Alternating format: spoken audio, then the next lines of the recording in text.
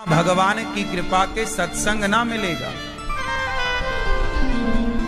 पैसा मिल सकता है, संत समागम हरि कथा दुर्लभ तुलसी दोए, सुत दारा और लक्ष्मी पापी के भी हो। पैसा पापी के घर हो सकता है, हाँ या ना? बच्चे पापी के घर भी पैदा हो सकते हैं, हाँ या ना? पैसा और पुत्र पापी के घर हो सकता है, पर भगवान की कथा और संतों का पदार्पण, संतों की कृपा पापी के घर नहीं, ये तो किसी पुण्यात्मा के घर ही हो सकता है। आपको भागवत मिली, आपको वृंदावन धाम मिला, वृंदावन धाम का वास मिला 7 दिन के लिए, 10 दिन के लिए, तो ये पता लगता है कि आपका पुण्य आपके साथ है। ये पुण्य है, और आपके पुण्य से वो लोग वृंदावन आए हैं आज, जो शायद कभी ना आते, हाँ या ना? तो आपने तो खुद धाम पाए, आपके माध्यम से ना जाने कितनों को तीर्थ यात्रा करने का फल प्राप्त हुआ, धाम में कथा सुनने का लाभ मिला। इससे बड़ा सौभाग्य क्या है? अच्छे काम खुद भी करो, औरों को भी कराओ। जैसे शराबी अकेला शराब नहीं पीता, 2-4 को जोड़ता है। शराबी को राम राम आते ही सो गए। जैसे शराबी अकेला शराब नहीं पीता, सबको जोड़ता है शराब से, उसी तरह भक्त को अकेले भक्ति नहीं करनी, सबको भगवान से जोड़ो। भैया तुम भी करो, तुम भी चलो। मीराबाई पग घुंघरू बांध मीरा नाची रे। अब मुझे इस प्रश्न का उत्तर दो कि मीराबाई पग में पांव में घुंघरू बांध के काहे नाची रे? बताओ क्यों नाची? टोपी वाले भैया, वो तो गली गली हरि गुण गाने लगी। अब मुझे ये बताओ कि मीराबाई को गली गली हरि गुण गाने की क्या जरूरत थी? पीले भैया बताओ, आप बताओ कि मीराबाई को गली गली हरि गुण गाने की क्या जरूरत थी? घर में बैठ के गाती हरि गुण, पर लिखा क्या है? वो तो गली गली हरि गुण गाने लगी, ऐसी लागी लगन मीरा हो गई मगन। वो तो गली गली हरि गुण। क्यों भैया, पीले भैया, क्यों गली गली? नहीं, चश्मा वाले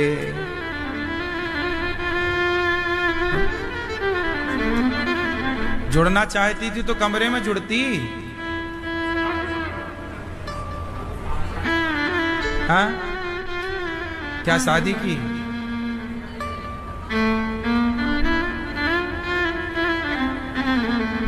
मैया चश्मा वाली मैया, पीली मैया, बताओ क्यों मीराबाई गली गली हरि गुण गा रही है? मीरा अपने कमरे में हरि गुण गाती तो केवल मीरा का उद्धार होता, कल्याण होता, पर वो गली गली जब भगवान का गुणगान गाती हैं तो सबके कानों में प्रभु का गुणगान जाता है और सब पर कृपा होती है। वो चाहती है सब पर कृपा हो, केवल मेरे ऊपर कृपा हो ना। जो भक्त होगा वो अपना भला ना, जो अपना भला सोचे वो भक्त हो ही नहीं सकता। भक्त वही है जो सबका भला चाहे। सबका सर्वे भवन्तु सुखिना, केवल मैं स्वर्ग जाऊं, केवल मेरा उद्धार हो ना। मेरा उद्धार नहीं, पहले मेरे भक्तों का उद्धार होना चाहिए। पहले तुलसीदास जी कहते हैं मेरा नहीं प्रभु सबका कीजिए। विश्वकर्मा को भेजा भगवान कृष्ण ने, जाओ सुदामा के महलों को सजा दो। सुशीला माता कहती हैं पहले गांव के सबका घर बनाओ फिर मेरा बनाना। जो भक्त होगा उस सबका भला चाहेगा, केवल मेरा उद्धार ना हो, सबका हो। तो मीराबाई चाहती हैं कि सबका हो, इसलिए वो गली गली हरि गुण, इसलिए भगवान का नाम जपो, भगवान की भक्ति करो। तो अकेले नहीं, सबको करा भैया तुम भी राम राम जपो। भैया मैया तेरे राम ना बोले तो पांव में गिर जाओ भैया। भैया तेरे पांव पड़ो एक बार, राधे बोल भैया। आपके पांव में गिरने से यदि वो राम राम बोल गया तो आपने बहुत बड़ा पुण्य किया। किसी को ईश्वर के पथ पर जोड़ देना, इससे बड़ा कोई पुण्य हो तो बताओ। इसलिए सबसे बड़ा दान क्या है? ज्ञान का दान। कौन सा ज्ञान? पैसे कमाने का ज्ञान तो लोग बहुत बांट रहे हैं, बाजार में तो भरा पड़ा है ज्ञान, कैसे पैसे कमाओ। पैसे कमाने का ज्ञान तो दुनिया बहुत बांट रही है, पर भगवान से जुड़ने का ज्ञान तो मीराबाई बांट के गई, संत बांट रहे हैं। भैया भैया तेरे पांव पड़ूं, जय श्रीमन्नारायण बोल। मैया तेरे पांव पड़ूं, जय श्रीमन्नारायण बोल। जय श्रीमन्नारायण बोल, जय श्रीमन्नारायण बोल, जय श्रीमन्नारायण बोल, जय श्रीमन्नारायण बोल। मैया तेरे पांव पड़ो एक बार, राधे बोल। मैया तेरे पांव पड़ो एक बार, राधे बोल। इस तरह संत भीख मांगते हैं, भैया हमें जरा नाम की भिक्षा दे दो। हम आपके द्वार पर आए तो हमें क्या चाहिए? आटा दाल चावल नहीं, अपनी पवित्र वाणी से एक बार जय श्री कृष्णा बोल दो, राधे राधे बोल दो, भगवान का नाम जपने की आदत बना लो। कल्याण इसी से है। आप आज मेरी बात समझ लो या 10 साल बाद समझना, बाल पक जाएं तब समझना, बुढ़ापा आ जाए तब समझना, पर कल्याण तुम्हारा संसार के सुख वैभव से ना होगा। सुख वैभव कितना भी इकट्ठा कर लो, अंत में ये सुख वैभव काम किसी के नहीं आता। आज तक किसी के काम आया हो तो नाम बता दो। बोलो मेरी माँ, अंत में काम कौन आता है? अंत में काम राम आते हैं। इसलिए सब लोग अंत में क्या बोलते हैं कि राम नाम ही सत्य है। क्या बोलते हैं आखिरी में? कि राम नाम ही वही सत्य है। राम ऐसा सत्य है, राम नाम ऐसा सत्य है कि वो सत्य सदा आपके साथ रहेगा। और ये संसार का जो आप सच मान रहे हो, ये धोखा है। संसार की सच्चाई धोखा है। सच तो केवल उमा उमा कहूं मैं अनुभव अपना, सत हरि भजन जगत सब सपना। संसार सपना है, भगवान ही सत्य है। इसलिए काम करो, पैसे कमाओ, खूब बड़ा बिजनेस करो, खूब सारा धन कमाओ, लेकिन उस धन में आसक्त मत होना। गलती आप कहां कर जाते हैं जानते हैं? पैसा कमाते हैं, फिर उस पैसे में डूब जाते हैं। क्या हो जाते हैं? पैसा पाके घमंड आ जाता, मेरा पैसा, मेरी ये। पैसा कमाना बुरा नहीं, पैसे कमाओ, पर पैसे कमाने का उद्देश्य पहले जमा करो। उद्देश्य पहले बताओ। क्यों आप पैसा कमाते हो? लाल भैया कमाते हो? काहे के लिए कमाते हो? खाने के लिए, बच्चों के लिए, अपना खाने के लिए। आप काहे कमाते हो? जरूरत के हिसाब से अपना खाने, बच्चों के लिए, परिवार के लिए। आप क्यों कमाते हैं पीले भैया, दादाजी? क्यों कमाते हो पैसा? खाने के लिए, परिवार के लिए।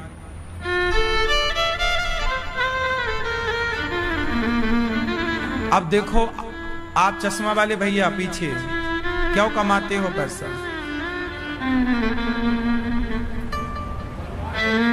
परिवार को खिलाने के लिए।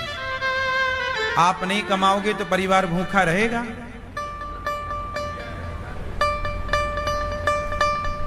देखो, आप सबसे यही क्वेश्चन करना, सबसे एक ही प्रश्न करना, भैया तुम क्यों कमाते हो? सब लोग वही उत्तर देंगे जो आप लोगों ने दिया। खाने के लिए कमाते हैं, परिवार के लिए कमाते हैं, अच्छा पहन सकें, अच्छी गाड़ी में, अच्छे बंगले में रह सकें, इसलिए कमाते हैं। सुनो, आप कमाते हो खाने के लिए। अधिकांश लोगों ने क्या बोला? खाने के लिए कमाते। अच्छा बताओ, चिड़िया कमाती है क्या? बोलो, चिड़िया कमाती है क्या? तो क्या चिड़िया भूखी रहती है? बोलो, बिल्ली कमाती है क्या? बिल्ली भूखी रहती है क्या? बोलो, कुत्ता कमाता है क्या? भूखा रहता है क्या? एक आप हैं एक लौते जो कहते हैं कि खाने के लिए कमाते हैं। बाकी कोई 84 लाख योनियों में देख लो, कोई कमाता नहीं है, लेकिन खा सब रहे। हाँ या ना? इसका मतलब इंसानों से ज्यादा उन पक्षियों को, उन पशुओं को विश्वास है कि जिस परमात्मा ने पेट दिया है वो पेट भरने की व्यवस्था वो खुद करेगा। उन पक्षियों को, पशुओं को पूरा विश्वास है, लेकिन आपको विश्वास नहीं है। आप कमा रहे हैं खाने के लिए। कमाना बुरा नहीं है, पर जो आपका उद्देश्य है ना खाना, वो गलत है। तो उद्देश्य क्या होना चाहिए? अरे खाना तो चिड़िया भी जानती है, बच्चों का, परिवार का पेट भरना तो कुत्ता बिल्ली भी जानते हैं।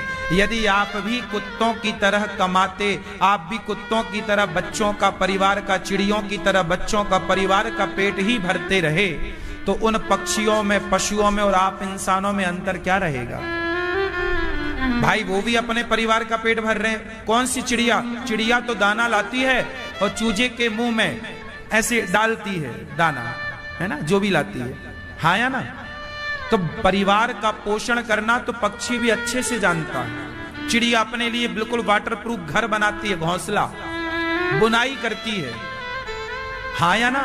कहां पढ़ने गई, कौन सी यूनिवर्सिटी में उसने पढ़ाई करी है भैया? कहां सीखी है इसने? इसका मतलब है पेट भरना तो ईश्वर ने सबको सिखा के भेजा है। कमाना बुरा नहीं है, पर खाने के लिए कमा रहे हैं, यह सिद्धांत बिल्कुल गलत है। तो क्या सही है? इसके लिए आपको सत्यनारायण भगवान की कथा सुननी चाहिए। इसमें एक छोटा सा वाक्य आता है सत्यनारायण भगवान की कथा का। आप में से कितने लोगों ने सत्यनारायण भगवान की कथा सुनी है?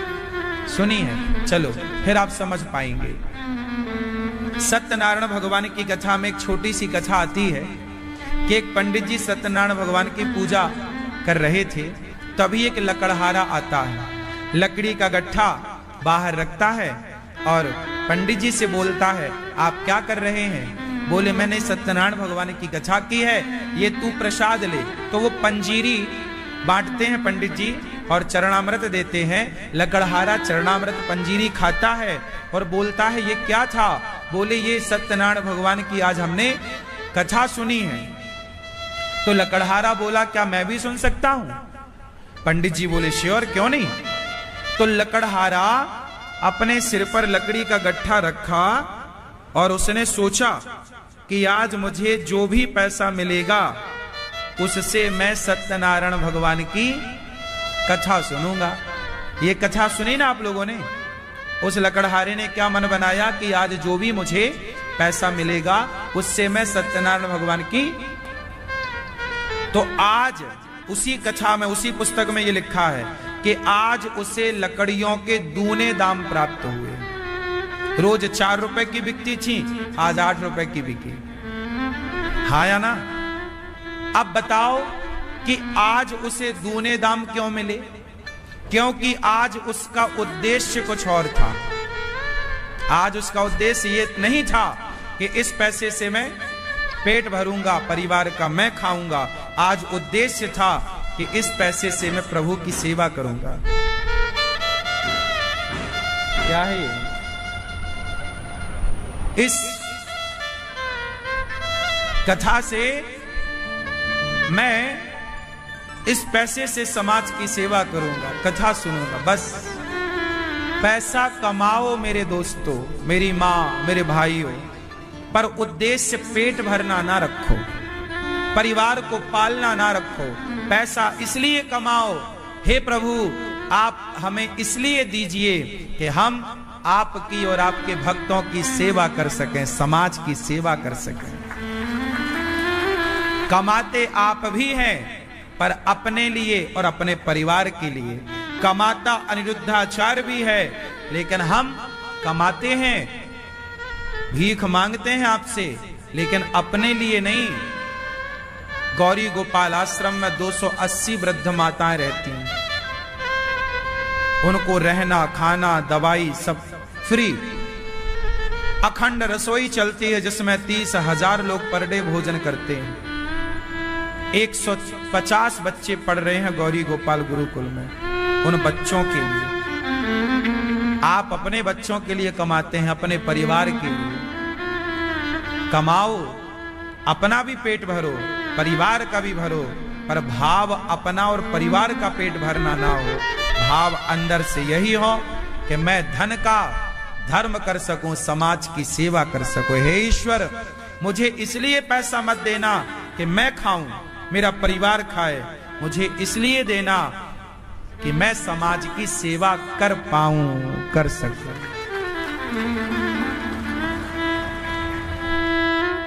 खूब पैसा कमाना चाहिए, भाव होना चाहिए सेवा। सर्वे भवन्तु सुखिनः, सर्वे सन्तु निरामया। हे प्रभु, सब सुखी रहें, सब निरोगी रहें, सब प्रसन्न रहें। और एक बात और है, सबकी प्रसन्नता ही हमारी प्रसन्नता है। क्यों जी? बात सही है। तो आज से आप लोग पैसे कमाने का नजरिया बदलेंगे। कमाओगे ज्यादा, मेहनत करो ज्यादा, पर नजरिया ये बदलना है कि अपने लिए नहीं। अपने लिए तो पशु पक्षी भी करते हैं, समाज के लिए। हमने समाज के लिए क्या किया? राष्ट्र के लिए क्या किया? माता पिता के लिए क्या किया? आजकल के कुछ बच्चे तो कमाते हैं केवल अपनी पत्नी और अपने बच्चों के लिए, माता पिता भी बेचारे भूखे प्यासे रहते हैं। कुछ बच्चे तो उन्हें भी अच्छी रोटी ना दे पाते हैं पेट भर। इसलिए पैसे कमाने का उद्देश्य अलग होना चाहिए। तो ये सारी विचारधारा कहां से आएगी? अच्छा बताओ, बैठे बैठे इतनी देर में कितनों का विचार बदल गया कि अब हम इसलिए कमाएंगे? सच्ची बताओ, किसका बदला इतनी देर में? यही है ज्ञान। ज्ञान क्या करता है? नजरिया बदलता है। अभी अभी इतनी देर में आपका नजरिया चेंज हो गया। कुछ नहीं किया, ना एक इंजेक्शन लगा, ना एक टैबलेट खाई आपने, विचारधारा बदल गई। सत्संग जरूरी है। आज के यूथ को सत्संग जरूरी है। यदि आज के नौजवान बच्चे सत्संग करते तो वो गलत विचारों में नहीं, एक अच्छे विचार के साथ अपना जीवन व्यतीत कर रहे होते। एक अच्छी सोच, एक अच्छी विचारधारा के साथ वो जीवन को जी रहे होते। प्रिय भक्तों, आप सबसे मेरी इतनी ही विनती है, प्रार्थना है कि आप भी अपना नजरिया बदलिएगा। और भागवत क्यों सुननी चाहिए? नजरिया बदलने के लिए। बिना सत्संग के, लिखा है बिनु सत्संग विवेक न होई, और राम कृपा बिनु सुलभ ना सोई। बिना सत्संग के विवेक नहीं हो सकता, और बिना विवेक के ये विचारधारा नहीं आ सकती। सच्चिदानंद रूपाय विश्वोत्पत्त्यादि हेतवे तापत्रय विनाशाय श्री कृष्णाय वयं नुमः। सच्चिदानंद रूपाय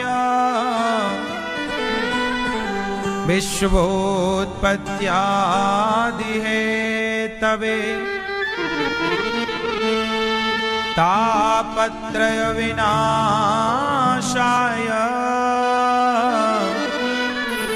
श्री कृष्णाय वयं नुमः। एक बार मेरे साथ बोलो, सच्चिदानंद रूपाय विश्वोत्पत्त्यादि हेतवे तापत्रय विनाशाय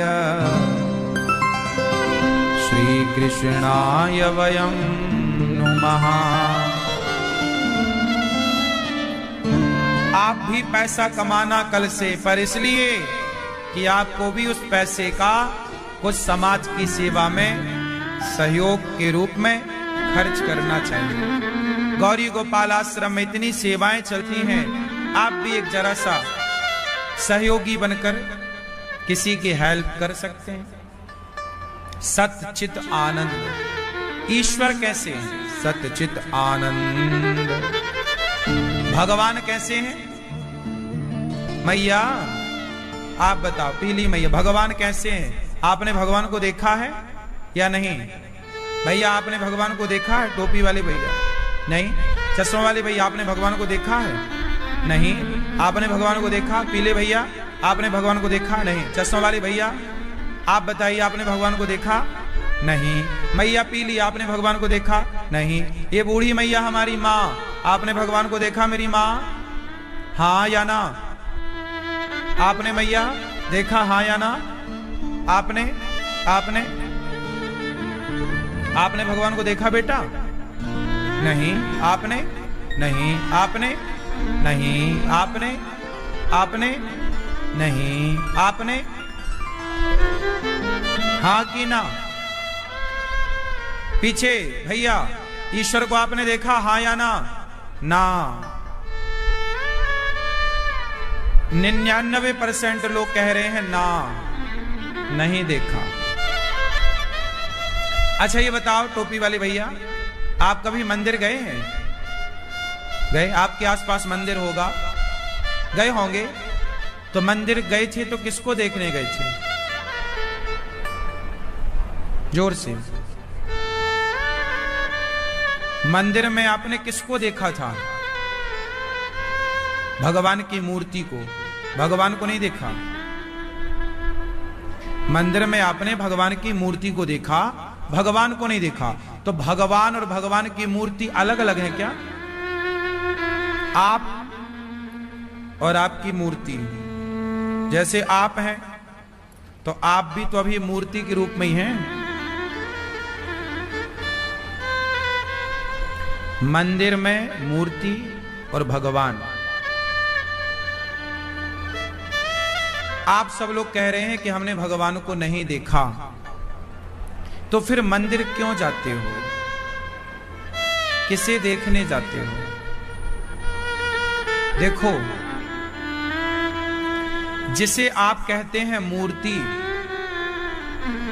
यदि आपकी भावना में यदि वो मूर्ति है तो फिर मंदिर जाने से कोई लाभ नहीं, क्योंकि मूर्ति देखने क्या जाएं? भाई मूर्ति देखने हम मंदिर तो जाते नहीं हैं, हम तो भगवान का दर्शन करने जाते हैं। जब आपके मन में ये बात भर जाए कि ये मूर्ति नहीं है, भगवान यही है, मानो तो मैं गंगा मां हूं, ना मानो तो बहता। मानने की बात थी। माना कि 2 लड्डू हैं, माना कि 5 लड्डू हैं, जिसमें 2 हमने खा लिए, बताओ कितने बचे? जोर से कितने बचे? माना कि 5 लड्डू हैं, 2 मैंने खा लिए, कितने बचे? अब बताओ लड्डू हैं क्या? लेकिन उत्तर सही आया, नतीजे पे पहुंच गए। लड्डू है नहीं, पर परिणाम सही आया। इसी तरह माना कि लड्डू है, तो मान लेने से यदि लड्डू को यदि समाधान तक पहुंच गए, तो मान लेने से, मूर्ति को भगवान मान लेने से आप समाधान तक तो पहुंच ही जाएंगे। उलझन तब तक है जब तक माना नहीं गया। उलझन कब तक है? जब तक माना ना जाए। भाई गणित तो माना की इसी में चलती है, पूरी गणित इसी पर टिकी है, माना की। हाँ या ना? और बड़े बड़े सवाल हल होते हैं माना की से। हाँ या ना? बस गंगा माता है किसके लिए? आप गंगा को नदी कहते हैं कि माता? गंगा माता है कि नदी है? बोलो। हनुमान जी बंदर हैं कि शंकर हैं? हाँ हाँ, पर हनुमान जी तो बंदर रूप में दिखते हैं। हनुमान जी बंदर नहीं है, बंदर का रूप है। गंगा नदी नहीं है, नदी का रूप है। उसी तरह भगवान मूर्ति नहीं है, मूर्ति के रूप में है। गाय पशु नहीं है। गाय कौन है? जोर से। गाय पशु नहीं है, पशु के रूप में है। राम मनुष्य नहीं है, मनुष्य के रूप में है। राम मनुष्य नहीं है, मनुष्य के रूप में है। कृष्ण मनुष्य नहीं है, मनुष्य के रूप में है। उसी प्रकार जगन्नाथ जी मूर्ति नहीं, मूर्ति के रूप में है। बिहारी जी मूर्ति नहीं, मूर्ति के रूप में। इसलिए आप कहते हैं कि हमने भगवान को नहीं देखा। देखा है, आप सबने भगवान को देखा है। बताओ, दुर्योधन ने कृष्ण को देखा था या नहीं? दुर्योधन ने कृष्ण को देखा या नहीं देखा? क्या दुर्योधन ने कृष्ण को भगवान के रूप में स्वीकार किया? क्यों नहीं किया? देखा तो था। ऐसे ही आप लोग हैं, आप सबने भगवान को देखा तो है, पर भगवान को भगवान के रूप में नहीं, एक पत्थर की शिला के रूप में स्वीकार कर लिया। इसमें भगवान का कसूर नहीं है। कृष्ण को दुर्योधन नहीं पहचान पाया, इसमें कृष्ण का दोष नहीं है, इसमें दुर्योधन का दोष। अर्जुन तो पहचान गए ना। कृष्ण को पहचानने के लिए दुर्योधन नहीं, अर्जुन बनना पड़ेगा भैया। मंदिर में भगवान है, मंदिर में पत्थर देखने वाले तो बहुत होते हैं, मंदिर में मूर्ति देखने वाले बहुत होते हैं, पर मंदिर में भगवान को देखने वाला कौन हो सकता है? मंदिर में भगवान को देखने के लिए प्रहलाद बनना पड़ेगा। प्रहलाद ने कहा इस खम्भे में भगवान है, तोड़ा। पिता ने, हिरण्यकश्यपु ने तोड़ा, तो खंबे से कौन आया? नरसिंह भगवान। यदि प्रहलाद के विश्वास के बल पर खंबे से भगवान प्रकट भये, तो तुम्हारे विश्वास के बल पर उस मूर्ति से क्या कृष्ण प्रकट नहीं होंगे? कमी मंदिर की नहीं है, कमी मूर्ति की नहीं है, कमी हमारी श्रद्धा की, आस्था की। हाँ या ना? समझ में आया कुछ के नहीं? क्या चश्मा वाले भैया, क्या समझ में आया? भगवान को आपने देखा है कि नहीं? अभी तो कह रहे थे नहीं देखा, अब देख लिया इतने जल्दी। लोग कहते हैं ना सत्संग में क्या रखा है, देख लो। पल भर में 5 मिनट में आपने अपने बयान बदल दिए। लोग कहते हैं ना सत्संग में क्या रखा, ये रखा। ये ताकत है सत्संग की कि आपकी सारी गलतफहमी को समाप्त करके 5 मिनट में आपके दिमाग का कचरा बाहर। ये ताकत सत्संग की है। लोग कहते हैं ना सत्संग क्यों जरूरी है। अब समझ में आया कि हम कितने अज्ञान में होते हैं, कितना कचरा भर रखते हैं दिमाग में।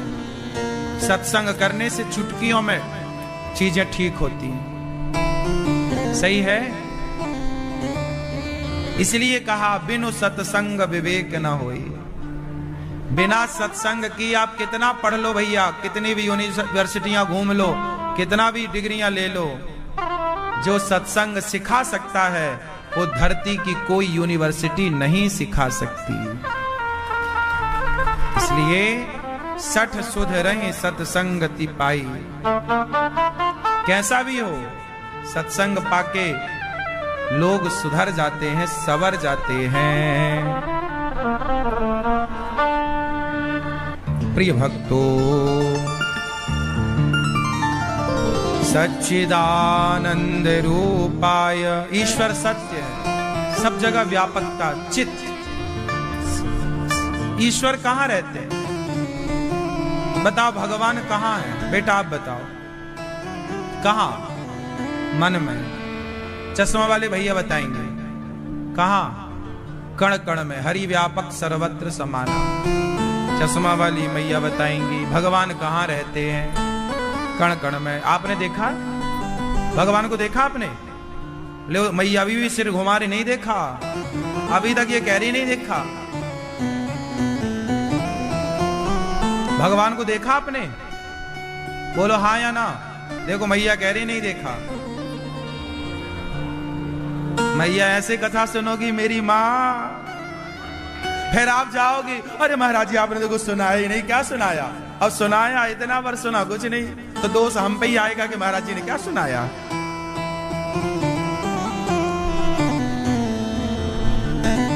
अभी देखो ये बच्चे समझ गए, आप नहीं समझ पाएंगे। अब आप लोग समझाना अपनी दादी अम्मा को। हैं? बुआ? हाँ बुआ है, दादी है, एक ही है, बूढ़ी है। हैं? बूढ़ी नहीं है, बच्ची है। अच्छा सॉरी शक्तिमान।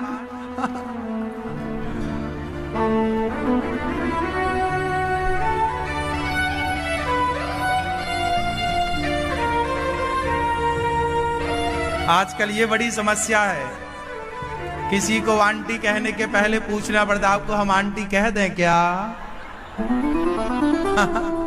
नहीं आजकल, अरे सुनो आंटी वांटी तो ठीक, आजकल दीदी कहना कठिन है। किसी को कहो दीदी, गुस्सा हो जा, दीदी कह रहे हो। पूछना पड़ता है हम आपको बहन कह दें क्या?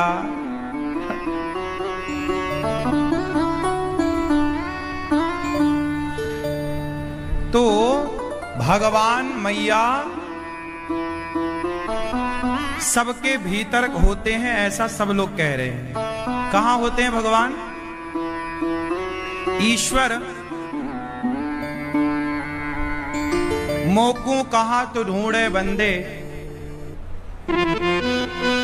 मोकू कहां तो ढूंढे बंदे, मैं तेरे विश्वास में। तो भगवान को कहां ढूंढना है? मोकू कहां तो ढूंढे बंदे, मैं तेरे विश्वास में। ना मंदिर में, ना तीरथ में, ना मूरत में, ना एकांत निवास में, ना मंदिर में, ना मस्जिद में, ना काबे कैलाश में, ना मैं जप में, ना मैं तप में, ना व्रत और उपवास में, ना मैं क्रिया क्रम में रहता, ना ही योग संन्यास में, नहीं प्राण में, नहीं पिंड में, ना ब्रह्मांड आकाश में, ना त्रिकुटी भंवर में, ना श्वासों में, ना मैं त्रिकुटी भंवर में, सब श्वासों के श्वास में। खोजी होए तो तुरंत मिल जाऊं, खोजी होए तो तुरंत मिल जाऊं, एक पल की ही तलाश में। कहे कबीर सुनो भाई साधु, मैं तेरे विश्वास में। विश्वास है तो भगवान है, विश्वास नहीं तो फिर आपने ठीक कहा था कि मूर्ति है। मंदिर में मूर्ति है, ये कौन कहता है? जिसे विश्वास नहीं। और जिसे विश्वास है वो ये कहता है कि ये मूर्ति नहीं, ये भगवान है। प्रहलाद को विश्वास था तो कहा कि ये खंबे में भगवान है। खंबे से आए, भक्त का वचन सत्य करने आए। तो भगवान कहां है? कहां है मैया? बोलो मेरी मां, बुआ जी, कहां है भगवान? आप मैया, कहां भगवान? विश्वास, कहां है भगवान? हाँ, भगवान को सब में प्रभु दिखते हैं। यारा मैं क्या करूं, सब में प्रभु दिखते हैं। एक में नहीं, सब में प्रभु दिखते हैं। यारा मैं क्या करूं, सिया राम मैं सब जग जानी, करहूं प्रणाम जोरी जुग पानी।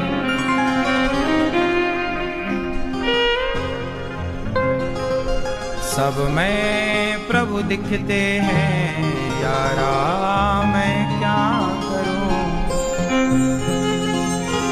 भगवान सब में है, आनंद के रूप में भगवान सच्चिद आनंद। अच्छा बताओ, भगवान करते क्या है? क्या करते हैं भगवान? विश्वोत्पत्त्यादि है तवे। बताओ भगवान क्या करते हैं? जोर से, क्या करते हैं? भगवान तीन काम करते हैं, सृष्टि उत्पन्न करना, पालन करना, संहार करना। ये काम किसका है? वह एक भगवान तीन भागों में डिवाइड होते हैं। ब्रह्मा सृष्टि उत्पन्न, विष्णु पालन संहार, Shiva ji. Brahma Vishnu God, GOD God, G for generator, O for operator, D for destroyer. तीनों को जोड़ा तो गॉड मीन्स भगवान। G for generator. अब बताओ जनरेटर कौन है? ब्रह्मा जी। ऑपरेटर विष्णु जी। डिस्ट्रॉयर भगवान शिव। इन तीनों के कार्य को देखकर गॉड, तीनों को जोड़ के बोल दिया गया गॉड, GOD। भगवान का काम यही है, उत्पन्न करना, पालन कर। अच्छा बताओ, आप सबके पालनहार कौन है?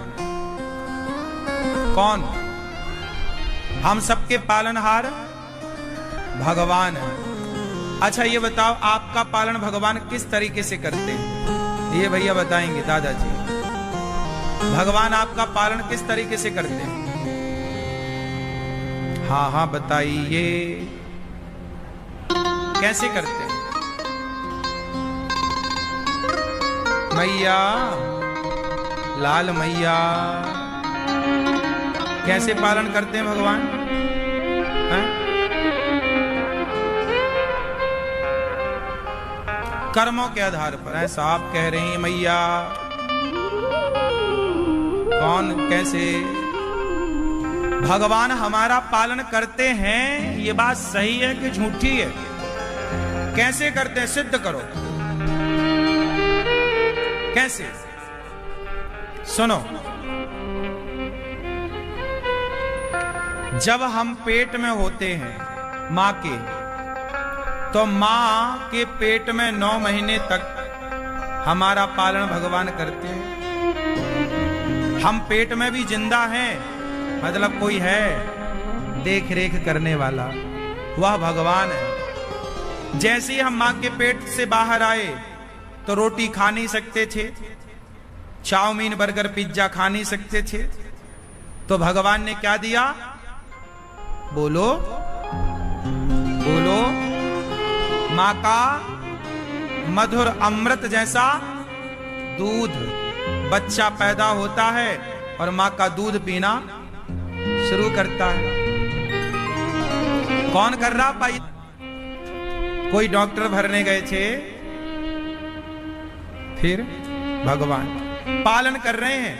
आपका जन्म हुआ, दूध, फिर आप बड़े हुए तो छोटे छोटे दांत आने लग जाते हैं। ये पालन का ही तो प्रोसेस है। फिर आप बड़े हुए, 6, 7, 8 साल के, तो पुराने दांत गिर गए, नए दांत का पदार्पण हुआ। पुराने लोकल दांत गिर गए, कंपनी वाले लगवाए भगवान ने, VIP ब्रांडेड। फिर क्या हुआ? फिर आप बड़े हुए, आपने खेत में बीज बोया तो अंकुरित किसने किया? पानी किसने दिया? हवा किसने दी? ये सब तरीके से पालन कर कौन रहा? आज पानी बरसना बंद हो जाए और खेत अनाज देना बंद कर दें तो बताओ कौन रहेगा संसार में? हाहाकार मच जाएगा, खत्म हो जाएगा संसार। पानी देकर ईश्वर, अनाज देकर ईश्वर हम सबका पालन कर रहे हैं, हाँ या ना? तो बताओ, भगवान ने ही हमें जन्म दिया, वही हमारे पालनहार, और हमारा टाइम पूरा होगा, बूढ़े हो जाएंगे तो भगवान कहेंगे चलो अब चला नहीं जा रहा है, बड़ा कष्ट है, संहार। ये ईश्वर की व्यवस्था है। अच्छा, मरना ये अच्छी बात है कि बुरी बात है? लोग मर जाते हैं ना बुढ़ापे में, तो मर जाना सही है कि गलत है? सोचो कि यदि कोई, आप जरा ऐसा सोचो कि कोई ना मरता तो सोचो आज संसार में पांव रखने की जगह होती? यदि कोई ना मरता तो सोचो कि तुम्हारी सास की सास की सास की सास की सास की सास की सास सब बैठी होती कोने कोने में, तुम पांव पड़ पड़ के मर जाती सासों की। वो तो अच्छा है शंकर जी की कृपा जो संहार की व्यवस्था किए हैं, तो ज्यादा सासों के चक्कर में नहीं पड़ना पड़ता, 1-2 ही सास मिल पाती है। सोचो ना मरती तो 100-200 सास बैठी होती, पूरा घर छत भरा होता सासों से, मैदान भरा होता सासों से, और गली मोहल्ले तक सास ही ढूंढ, कमर टूट जाती तुम्हारी। क्यों? बात सही है? अच्छा है, मृत्यु देवता अच्छे हैं, संहार एक व्यवस्था है ईश्वर की, हाँ या ना? इसलिए उत्पन्न करना, पालन करना, और ऐसे भगवान सारे दुखों को दूर करने वाले जो भगवान की शरण में है। अच्छा ये बताओ, भगवान के भक्तों को दुख मिलता है कि नहीं मिलता? जोर से, जोर से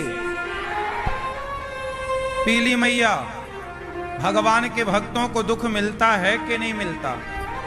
जोर से।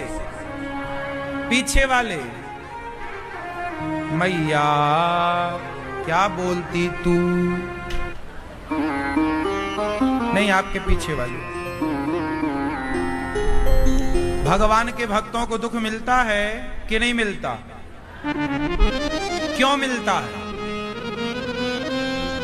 भगवान के भक्तों को दुख क्यों मिलता है? क्यों मिलता है? एक बात बताएं, भगवान के भक्तों को दुख नहीं मिलता, ये अफवाह है कि दुख मिलता है। सुदामा जी क्या जीवन में दुखी थे? 4 दिन उनका चूल्हा नहीं जलता था, खाने को रोटियां नहीं थी। लेकिन सुदामा से पूछा गया कि भगवान के तुम इतने बड़े भक्त हो और भगवान ने तुम्हें इतना दुख दिया। तो सुदामा जी ने कहा, भैया ये बताओ, ये तुमसे किसने कह दिया कि मैं दुखी हूं? अरे दुनिया को लगता है कि भक्त दुखी है, भक्त को कभी नहीं लगता कि मैं दुखी हूं। दुख में तो वो ये महसूस करता है कि प्रभु मेरे साथ हैं।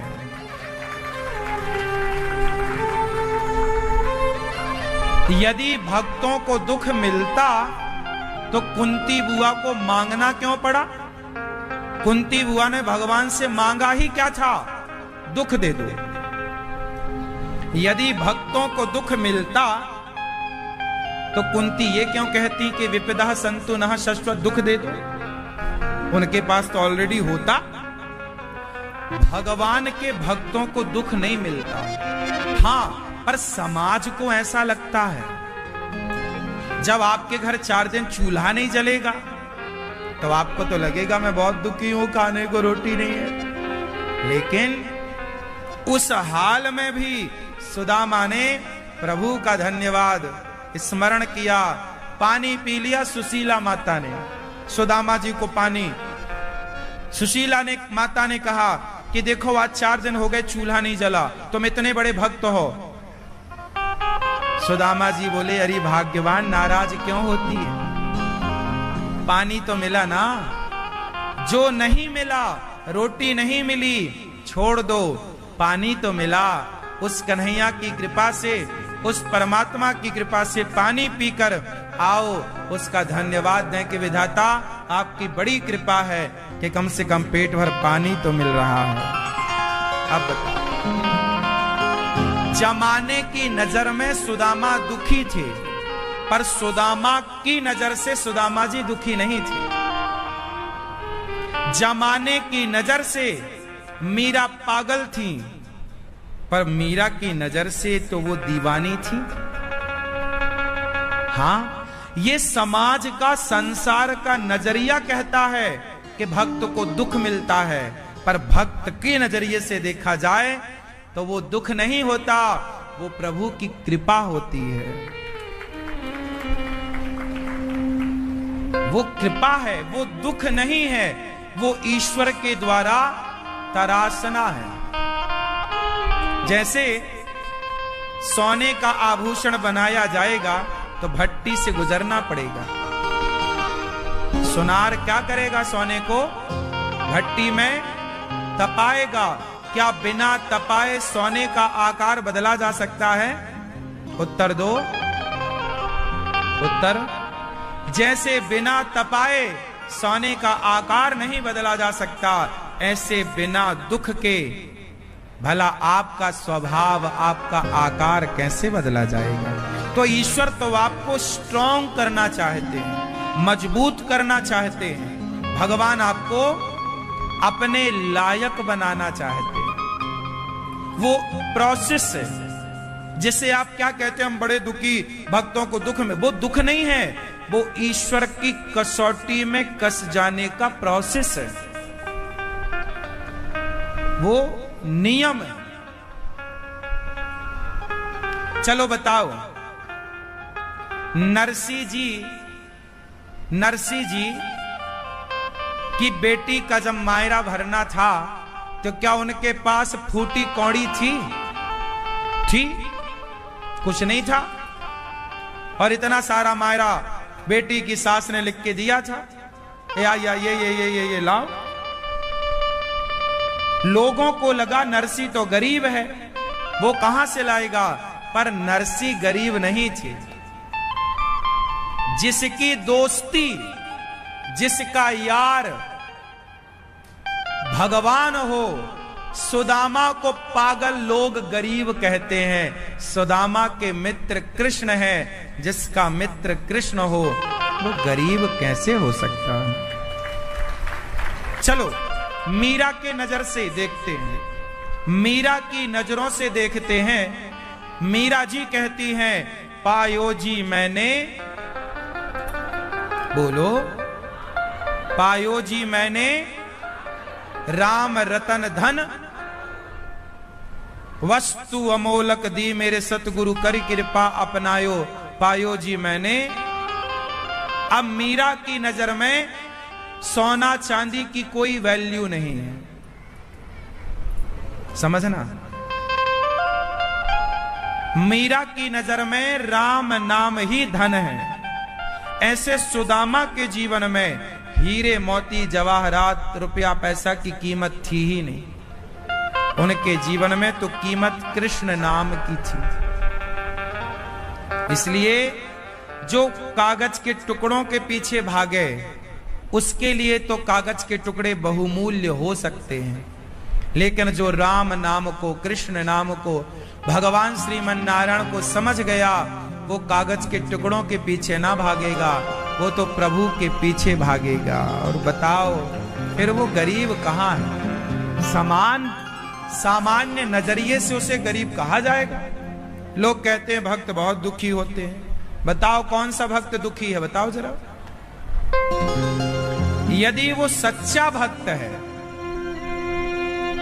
भक्ति सच्ची है, विश्वास पूरा है, श्रद्धा पूरी है, तो मैं लिख कर दूंगा, भक्त दुखी नहीं हो सकता।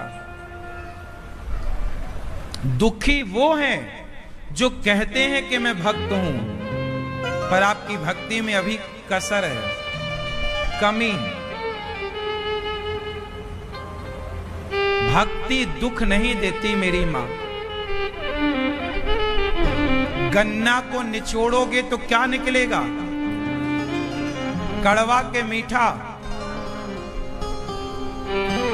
गन्ना को निचोड़ोगे और यदि कड़वा निकल रहा है तो समझ लेना कि ये गन्ना नहीं है। जब गन्ना निचोड़ने से जब मीठा निकले रस, तो समझना कि ये गन्ना है।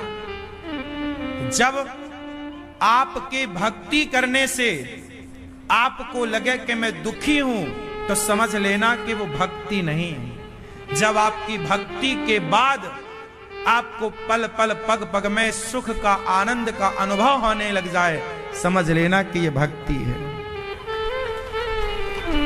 भक्ति करोगे और दुखी रहोगे, कैसी बात करते हो?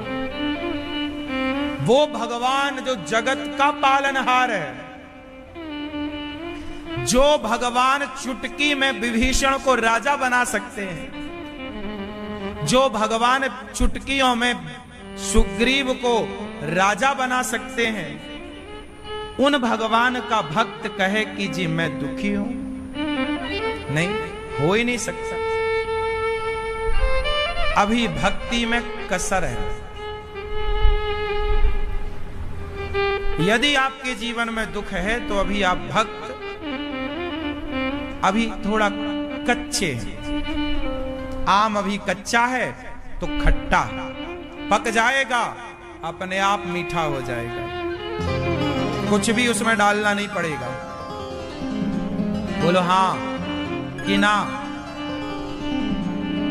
बस यदि आपके जीवन में खटास है, दुख है, मतलब अभी आप कच्चे हैं। जिस दिन ये भक्ति पक जाएगी ना, तो पका हुआ आम मीठा होता है। ऐसे पकी हुई भक्ति केवल सुख देती है, आनंद देती है। वहां दुख का दूर दूर तक कोई काम।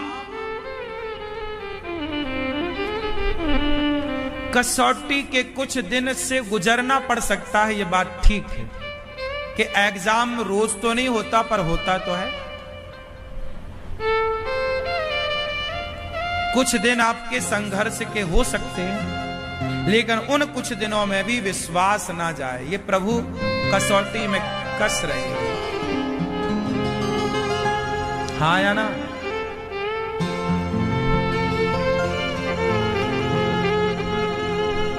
ऐसे भगवान जो हमारा सारा दुख दूर करने वाले, भगवान उनका दुख दूर करते हैं जो भगवान की शरण में जाते हैं। जो जाएंगे दुख दूर होगा, नहीं जाएंगे। मैया यशोदा दीप दान कर रही थी, सारे दिया बह रहे थे यमुना जी में। भगवान किनारे गए और दीपकों को उठा उठा के किनारे रखने। मैया बोली, लाला क्या कर रहा? मैया ये दीपक डूब रहे हैं, बचा रहा। अरे लाला, हजारों दिया बह रहे हैं, किस किस को बचाएगा? कन्हैया बोले, हजारों तो बह रहे हैं माता, जो मेरे पास से गुजरता जाएगा उसको बचाता जाऊंगा। सार में डूबने की स्थिति में, लेकिन जो जो भगवान के पास से गुजरता जाएगा उसको प्रभु बचाते जाएंगे। तो आप अपने आप को भगवान के आसपास ही रखो, चरणों में रखो। प्रभु हम आपके, हे नाथ मैं आपको कभी भूलूं नहीं, तो फिर आपको बचा लिया जाए, वरना बाकी तो सब डूब ही रहे।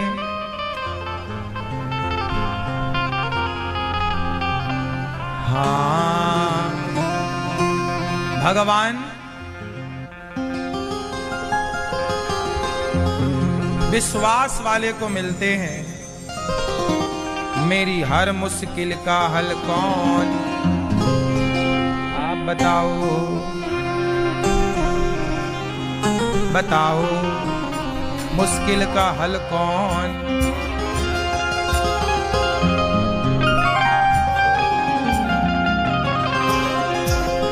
मेरी हर मुश्किल का हल बन जाता तू ही है, उलझन भी मेरी हर पल सुलझाता तू ही है। मेरा तो बस श्याम सहारा तू ही है।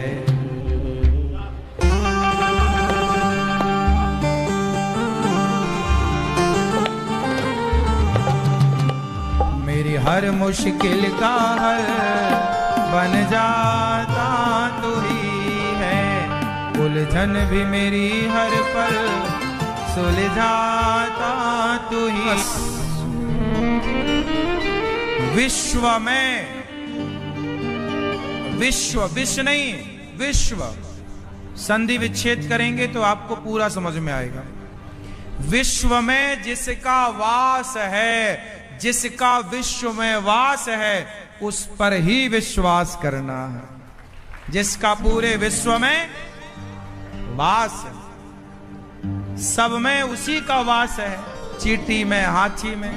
तो विश्वास, लोग कहते हैं ना विश्वास कर, मतलब विश्व में वास जिसका है उस पर विश्वास कर। विश्वास के योग्य कौन?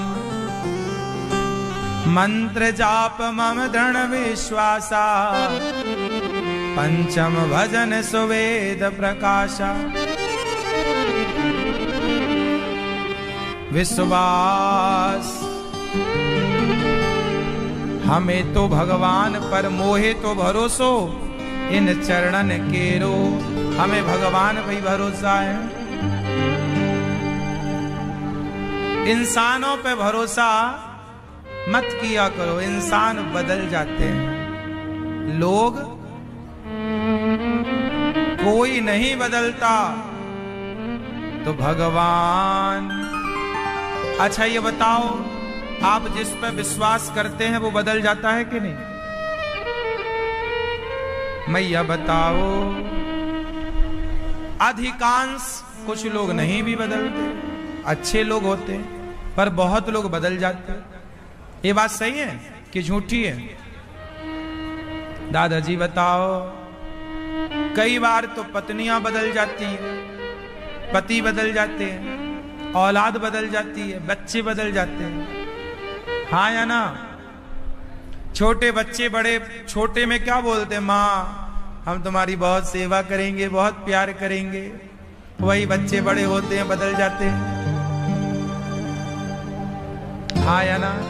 छोटे होते हैं बच्चे, कहते हैं हम तुम्हें कभी नहीं छोड़ेंगे। बच्चे, छोटे बच्चे अपने माँ बाप को छोड़ने का तो सोच भी नहीं सकते। 5 साल का बच्चा, 10 साल का बच्चा भला अपने माँ बाप को छोड़ने का सोच भी नहीं सकता। पर वही बच्चे जब बड़े हो जाते हैं तो क्या बोलते हैं, तुमने हमारे लिए किया ही क्या है? बताओ बदल गए कि नहीं? अरे साहब दूसरों का क्या कहें, आजकल तो खुद की औलाद बदल जाती है। जब औलाद सगी नहीं हुई तो अब बताओ किस पे भरोसा करें। इसलिए भरोसा क्यों जगत पे करना, जगन्नाथ पर, भगवान पे भरोसा। हे प्रभु हम तो आपके, पार लगाओ तो आप, डुबाओ तो आप, हमारी गाड़ी तो आपके हाथ है, नैया आप संभालो, जैसे मर्जी हो वैसे करो। चाहो तो पार लगा दो, चाहो तो डुबा दो। बात सही है?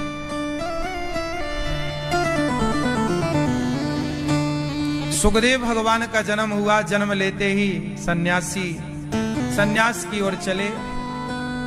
देवांगना स्नान कर रही थी। व्यास जी सुखदेव भगवान को देखकर वस्त्र उन्होंने नहीं पहने, व्यास जी को देखकर वस्त्र धारण किए। कहा व्यास जी ने, मेरे बेटे को देखकर तुम्हें लाज नहीं आई? बोले आपके बेटे को ज्ञान ही नहीं है कि स्त्री कौन पुरुष कौन। ब्रह्मा की बनाई सृष्टि में सुखदेव भगवान ऐसे हैं, काम क्रोध को जीत रखा है। ऐसे सुखदेव भगवान को नमस्कार करते हैं और राधा सहित श्री कृष्ण को नमस्कार करते हैं। श्री कृष्णाय वयम नमः। 88,000 संत बैठे हैं नैमिषारण्य में। सूत जी आए। सूत जी से शौनक आदि ऋषियों ने कहा कथा सुनाइए। कौन सी कथा सुनाए? मम कर्ण, जो मेरे कानों में रस घोलने का काम करे। मम कर्ण रसायनम, जो रस देने वाली हो, सुख देने वाली हो, ऐसी कथा। कृष्ण प्राप्ति करम शाश्वत साधनम तद्वदाधुना, हमें ऐसी कथा सुनाइए जो कृष्ण की प्राप्ति कराने वाली है। देखिए जरा, कृष्ण की प्राप्ति कौन करा सकता है? भैया, ओ मोबाइल वाले भैया, कृष्ण की प्राप्ति कौन करा सकता है? हैं? कौन कौन? क्या कह रहे हैं? भक्ति। भगवान की प्राप्ति कौन करा सकता है? भगवान की कथा। भगवान की कथा सुनना ही भक्ति है। भगवान की कथा, आप 3 घंटे कथा सुन रहे हैं, मतलब 3 घंटे भक्ति। भक्ति का मतलब सिर्फ माला जपना नहीं, भगवान का गुणगान सुनना, उनके बारे में सुनना, ये भक्ति है। एक बार देवताओं के राजा कौन है? ये मैया बताएंगे। इंद्र। आप इंद्र को जानती हैं? हाँ? कहां के राजा हैं ये? अमेरिका के?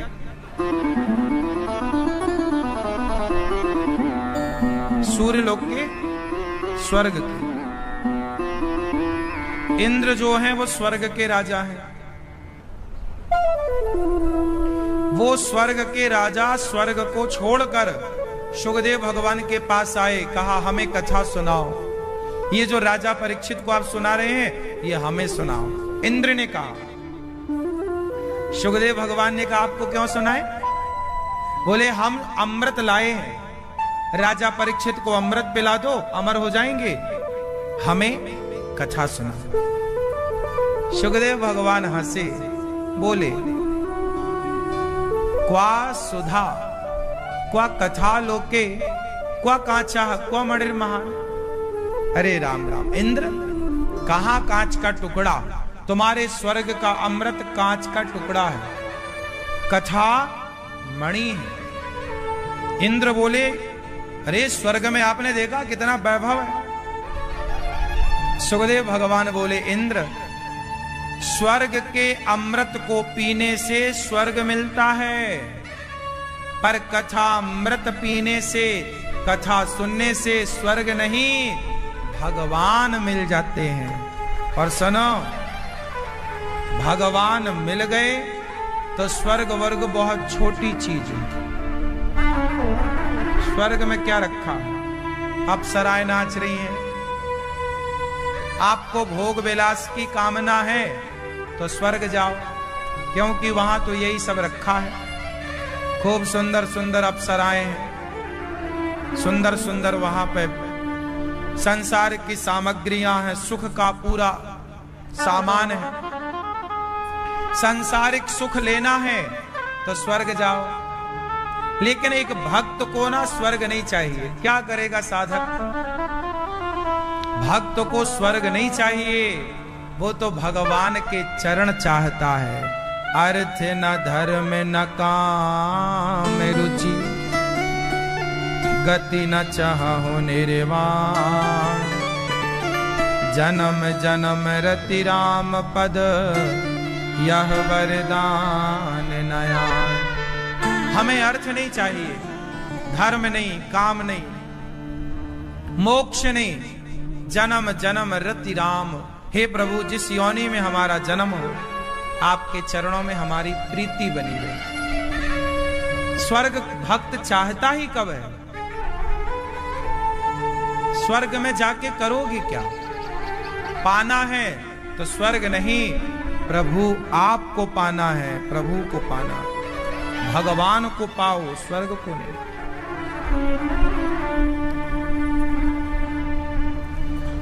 तो इंद्र बोले कि ये स्वर्ग का अमृत पिलाओ। परीक्षित जी से पूछा, परीक्षित, अच्छा परीक्षित जी को 7 दिन में मरने का श्राप लगा था।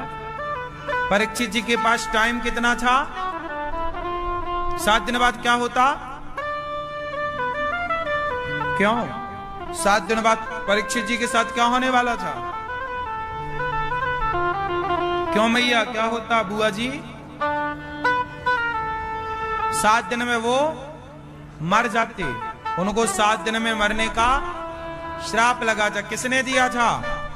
श्रृंगी ऋषि ने। क्यों दिया था? क्योंकि एक संत के गले में मरा हुआ सांप डाल दिया, तो संत का अपमान करने से उन्हें 7 दिन में मरने का श्राप मिला। जब आप संतों का अपमान करते हैं, आपकी उम्र घट जाती है। जब संतों का सम्मान करते हैं, आपकी उम्र बढ़ जाती है। इसलिए संतों का अपमान करके क्या पाओगे? क्या पाओगे? आप किसी संत को गाली दो, अपमान करो, क्या पाओगे? कभी धोखे से संतों का अपमान ना हो, क्या पालोगे? किसी भक्त का अपमान ना हो, किसी ब्राह्मण का अपमान ना हो, क्या पाओगे अपमान करके?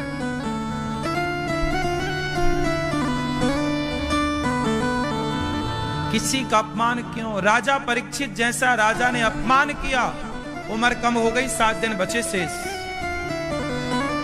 इसलिए अपने बच्चों को ले जाओ, संतों के पांव में गिराओ, आशीर्वाद, संतों के आशीर्वाद से उम्र बढ़ती है। आयुर्विद्या यशो बलम। प्रणाम करने से क्या बढ़ता है? आयु, विद्या, यश, बल। आयुर्विद्या यशो बलम।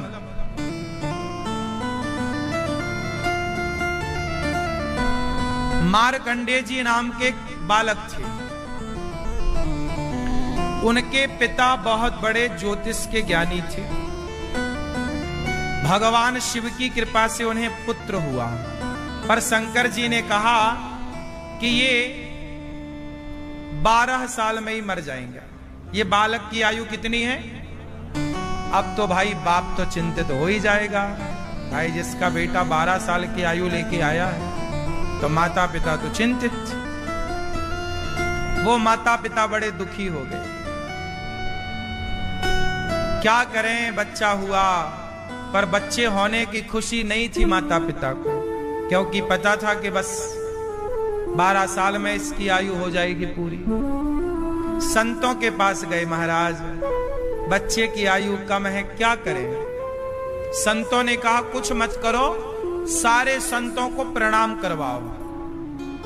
कोई भी संत आए तो कहो बच्चे से प्रणाम करो। अब वो बस यही है, कोई भी संत आए तो प्रणाम। और जब संतों को प्रणाम करोगे तो संत क्या आशीर्वाद देते हैं? दीर्घजीवी भव। क्या भव? दीर्घजीवी, मतलब बहुत जियो, बहुत आयु।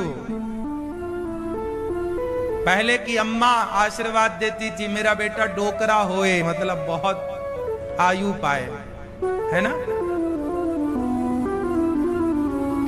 तो संतों को प्रणाम कराया तो संतों ने आशीर्वाद दिया, चिरंजीवी हो, दीर्घजीवी भव, खूब आयु हो। एक बार एक सिद्ध संत आ गए, ना जाने संतों में भी कौन से संत। तो एक संत जी आए, उनको प्रणाम किया बालक ने। उन्होंने कह दिया दीर्घजीवी भव। जैसे ही आशीर्वाद दिया तो उन्होंने, उनके पिता ने कहा गुरुजी आपने कह दिया दीर्घजीवी भव, और ये 12 साल का कल पूरा हो जाएगा, कल इसको मरना है, और आपने आशीर्वाद दिया दीर्घजीवी जीने का। अब बताओ कि आपका आशीर्वाद सच्चा है कि झूठा है? संत जी बड़े तपस्वी थे। संत जी ने साधना के बल पर ब्रह्मा जी से संपर्क किया। हे ब्रह्मदेव, इस बालक की आयु तो पूरी हो रही है, पर आशीर्वाद निकल चुका है दीर्घजीवी का। क्या संतों के वचन को आज आप मिथ्या होने देंगे? क्या संतों का आशीर्वाद भी मिथ्या हो जाएगा? क्या फलीभूत नहीं होगा? लो भैया, वो संत के तप, उन्होंने कहा कि मैंने जितनी तपस्या की हो उस तपस्या का पुण्य इस बालक को मिले और उस तपस्या के बल पर इसकी आयु बढ़ जाए। अब आपको बताएं कि जो 12 साल में मरने वाला बालक था वो मार्कंडे ऋषि बने, और जैसे हनुमान जी अमर हैं ऐसे मार्कंडे जी अमर हो गए। किसके प्रभाव से? केवल संतों को प्रणाम करने के प्रभाव। इसलिए ब्राह्मण हो, संत हो, भक्त हो, सबको प्रणाम करो।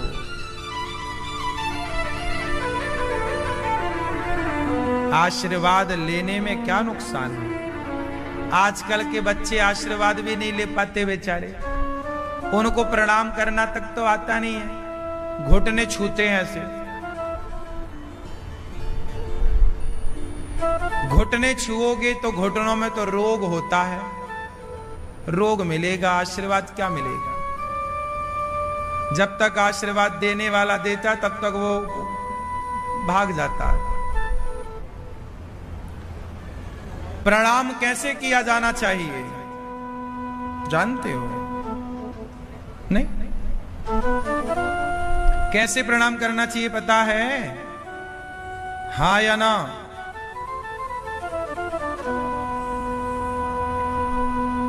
ब्राह्मणस्य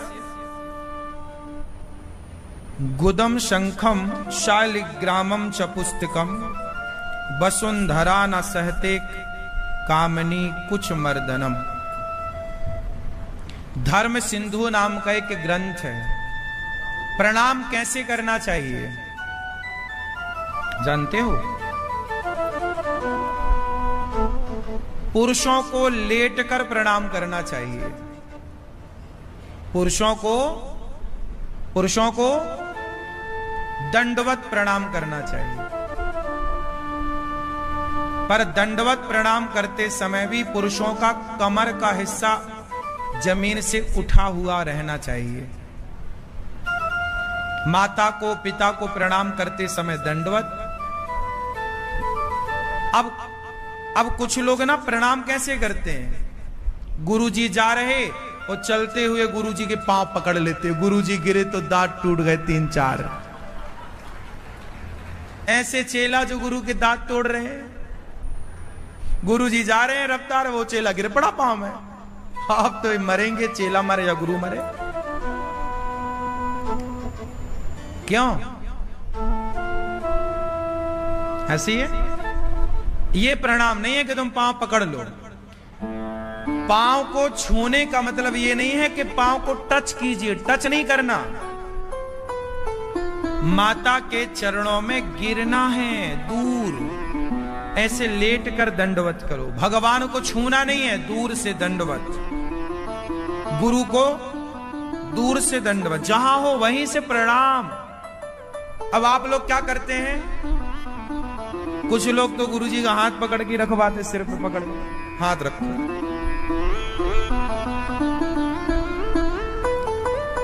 जहां हो वहीं से प्रणाम, वहीं से आशीर्वाद। जैसे आप वहां बैठे हैं, हम यहां बैठे हैं, हम यहीं से आप सबको प्रणाम करें। हम यहीं से आप सबको प्रणाम करें। हो गया प्रणाम। आप बेटे हो तो अपनी मां के चरणों में लेट जाओ। पुरुष पिता है तो पिता के चरणों में लेटो। पति है, अच्छा स्त्रियां कैसे प्रणाम करें? स्त्रियों को लेटकर प्रणाम करना चाहिए या नहीं? बोलो। स्त्रियों को कदापि लेटकर प्रणाम नहीं करना चाहिए। घुटनों को जमीन में रखकर मस्तक को जमीन पर टिकाना चाहिए। स्त्रियों को दंडवत प्रणाम नहीं करना चाहिए। एक बार हमने ये कह दिया कि स्त्रियों को लेटकर प्रणाम नहीं करना चाहिए क्योंकि स्त्रियों के स्तनों का भार पृथ्वी नहीं सह पाती, तो इस बात का बहुत लोगों ने मजाक उड़ाया, जबकि ये बात ग्रंथों में लिखी पाई गई है। सुनो, मैं श्लोक बोल रहा हूं, इस बात का प्रमाण। धर्म सिंधु नाम का एक ग्रंथ है, उसमें यह बात लिखी है कि ब्राह्मण को कभी जमीन पे नहीं बैठना चाहिए, अर्थात आसन के बिना। कभी बिना आसन के ब्राह्मण को नहीं बैठना चाहिए।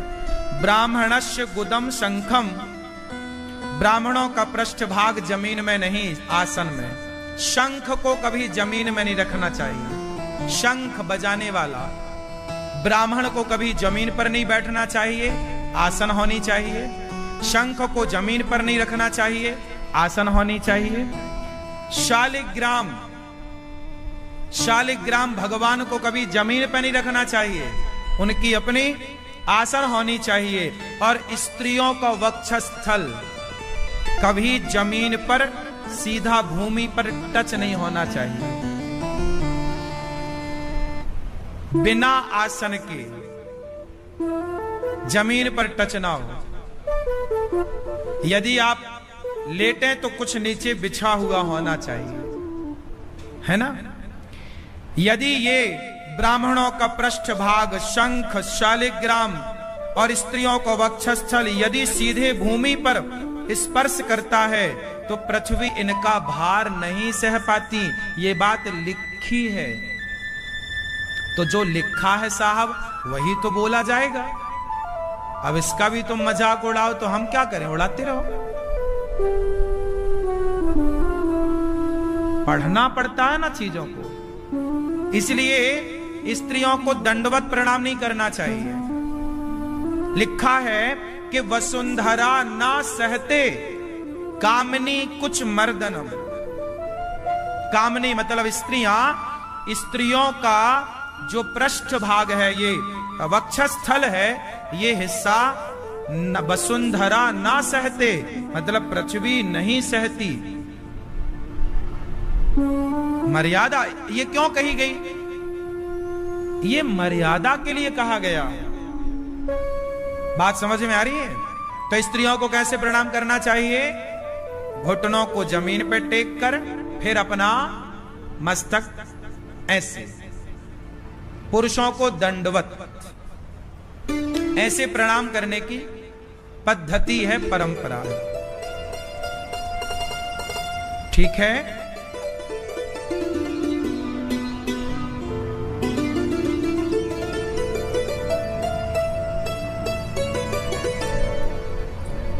कहीं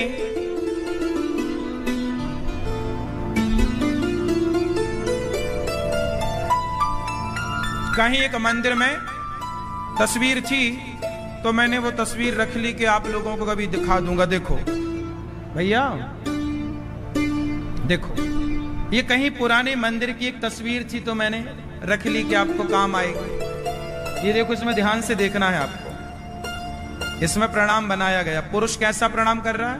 लेट के ये पुरुष है, और ये स्त्री ऐसे प्रणाम कर रही है।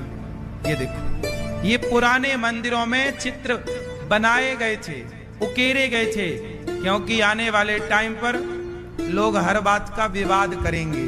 तो हमारे ऋषि मुनियों ने लिख तो दिया, इसलिए जो पुराने मंदिर मुगलों ने तोड़े थे, काहे तोड़े थे?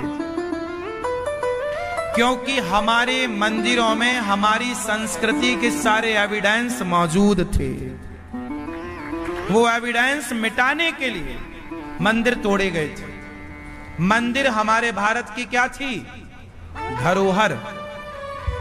सारे मंदिरों में जो पुरानी कलाएं थी, जो प्राचीन भारत था, जैसे आज सारी चीजें सर्वर के अंदर होती हैं, गूगल के अंदर होती हैं, मोबाइल के अंदर होती हैं, गैलरी के अंदर होती हैं, सॉफ्टवेयर के अंदर होती हैं, ऐसे पहले के जमाने में सॉफ्टवेयर नहीं था, गूगल नहीं था, तो पहले के लोग अपनी धरोहर कहां संजोते थे? एक मंदिर बनाते थे। मंदिर में चारों ओर अपनी संस्कृति को उकेरते थे पत्थरों में, ताकि आने वाली पीढ़ी देखकर समझ सके कि आज के 100 साल पहले भी आधुनिकता थी। क्या क्या भारत में था? आप प्राचीन मंदिरों को देखिएगा, क्या क्या था, कैसी इंजीनियरिंग थी, कैसा पुराना आर्किटेक्चर था। ये सब पुराने मंदिरों में आपको सब, क्यों आज का इंजीनियर घर बनाता है, बिल्डिंगें बनाता है, पुराने मंदिर जो बने हैं आज तक चल रहे हैं, 1000 साल हो गए। कितना भूकंप, कितना तूफान आया, तो भारत के ही वैज्ञानिकों ने बनाया ना उनको, इंजीनियरों ने, हाँ या ना?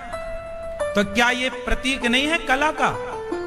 बोलो, क्या उस जमाने की ये विद्या नहीं थी? इसीलिए उस सारी विद्या को नष्ट करना चाहा मुगलों ने। मुगलों ने अपने बापों के घर में तो कभी ऐसे गगन चूमती इमारतें देखी नहीं थी। यहां आए तो वो बना तो सकते नहीं थे, तो उन्होंने कहा कि भाई हम बना नहीं सकते तो बिगाड़ तो सकते हैं। एक गांव का आदमी बाजार से लालटेन लेके आया पहली बार, लालटेन, तो पूरे गांव के लोग देखने आए, भाई ये क्या है? अरे ये तो बड़ा हुआ प्रकाश दे रहा, ये तो हवा में भी जलता है, ये तो बारिश में भी बाहर आंगन में जलता। लालटेन ना कांच लगा रहता है, बारिश में सब में जलेगा वो। अरे ये तो बढ़िया। अब गांव वालों ने कहा, भाई ये बताओ, हम सबके घर में अंधेरा है, बस इसी के घर में प्रकाश है, तो क्या करें? या तो आप ये करो कि सब लोग अपना अपना लालटेन लेके आओ बाजार से, या तो एक काम करो कि इसका भी फोड़ दो। तो गांव वालों ने योजना बनाई, एक काम करो, अपन क्यों लेके आए हैं, क्यों पैसा फूकें, ये आगे बढ़ रहा है। वो लालटेन वाला बढ़िया लालटेन जला के सो गया, ये चुपके से गए, ले आए और उसे चूरा कर दिया।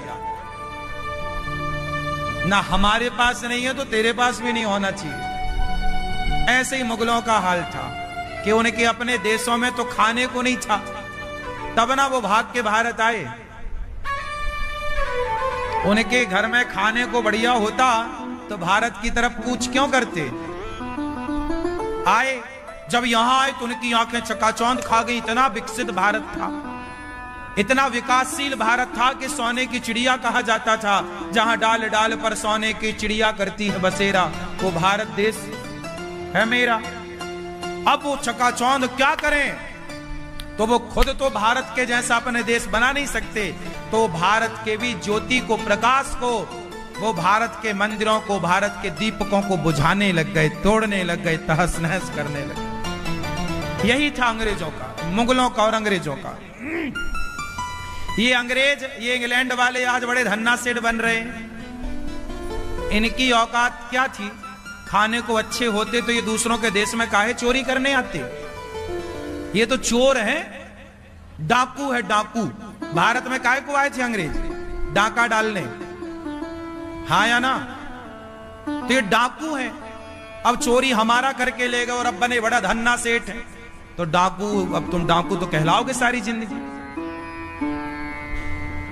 तो ये डाकू हैं। भारत काहे आए थे? अरे भारत झूमता था, नाचता था, गाता था।